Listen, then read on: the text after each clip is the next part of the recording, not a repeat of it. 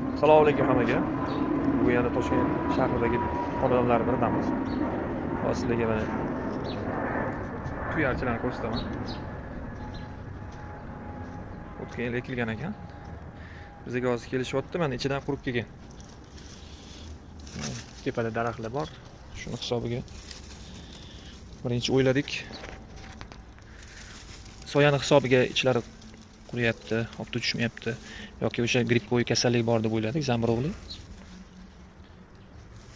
Keyin kelib ishlarini qarab o'rganganimizda qiziq narsaga uchradik. Duch keldik. Sizlar bilan bo'lishmoqchiman shu narsani o'rtoqlar. Mana sizlarga ko'rsataman. Ko'rinsa kerak. Mana bunaqa qombitiga o'xshash hasharot.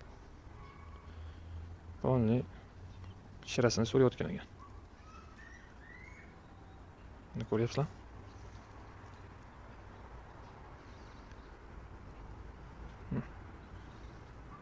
Tirik yuribdi.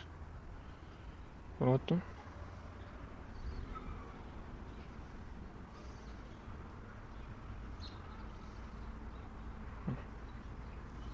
Bunaqa joyi juda ko'p.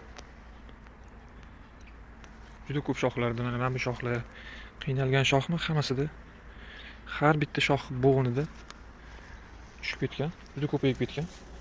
Bu hasharotga optimal sharoit qilib berilganda mana soya bo'lgan, yaxshi rivojlangan, ko'payib ketgan.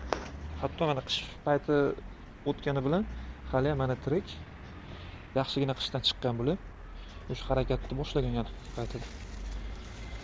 Kim uyda tuyasi bo'lsa, zudlik bilan zahar sepib yuborish kerak bularga.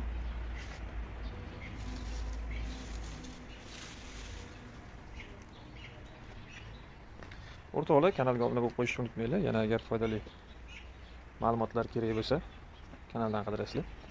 Shunaqa duch kelgan narsalarni sizlar bilan bo'lishib boramiz, xudo xolasa. Mayli, sog' bo'ling.